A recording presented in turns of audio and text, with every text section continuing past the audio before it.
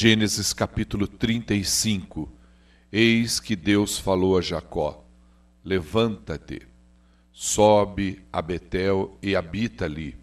Em Betel erguerás um altar ao Deus que te apareceu quando fugias da presença de teu irmão Esaú. Jacó ordenou à sua família e a todos que estavam com ele: lançai fora todos os deuses estrangeiros que estão no meio de vós. Purificai-vos e mudai vossas roupas. Partamos e subamos a Betel, casa de Deus. Aí farei um altar ao Deus que me ouviu quando eu estava em profunda angústia e me socorreu na viagem que fiz.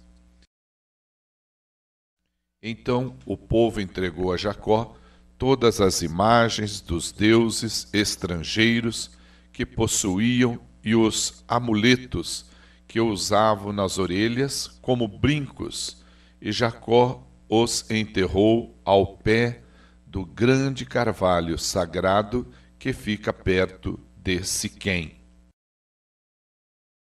Eles levantaram acampamento e, enquanto partiam, Deus fez se abater sobre os moradores de todas as cidades vizinhas um medo terrível.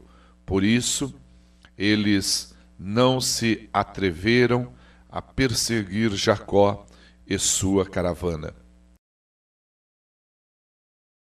Assim, Jacó e todos que com ele estavam chegaram à Luz, cidade que também ficou conhecida pelo nome de Betel e que se situa na terra de Canaã.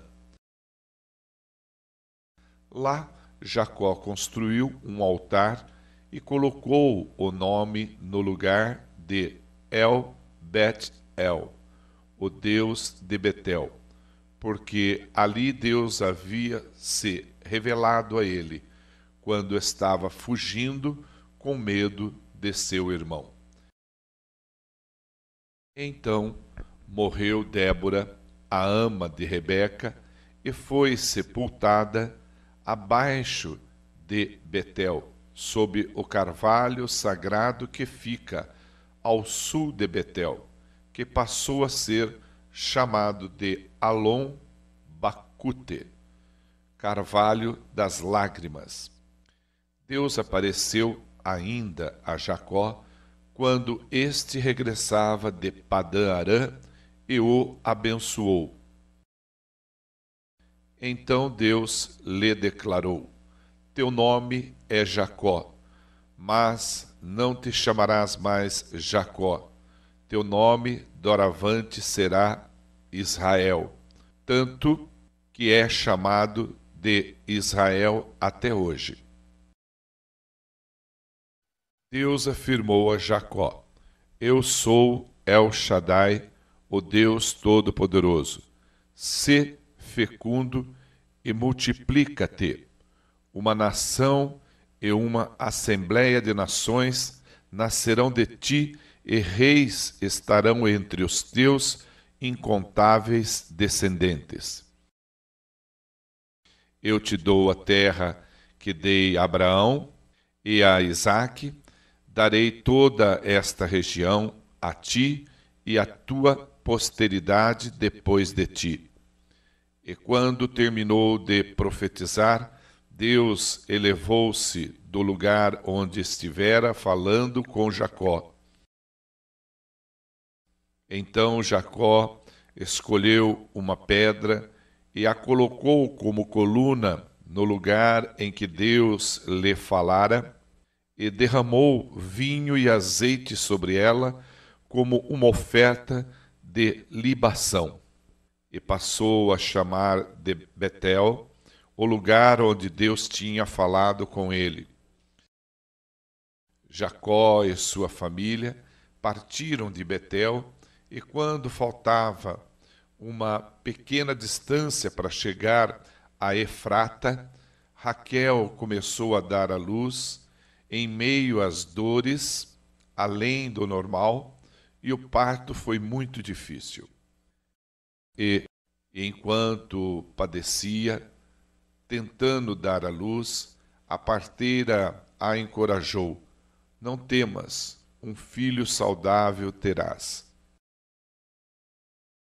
No momento em que estava prestes a deixar esta vida, porque estava morrendo, deu a seu filho o nome de Benoni, filho da minha aflição.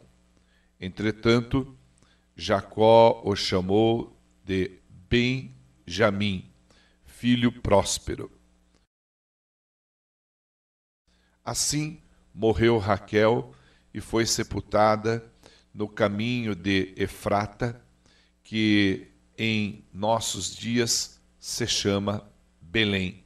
Jacó erigiu uma estela sobre seu túmulo, é o conhecido marco do túmulo de Raquel, que existe até hoje.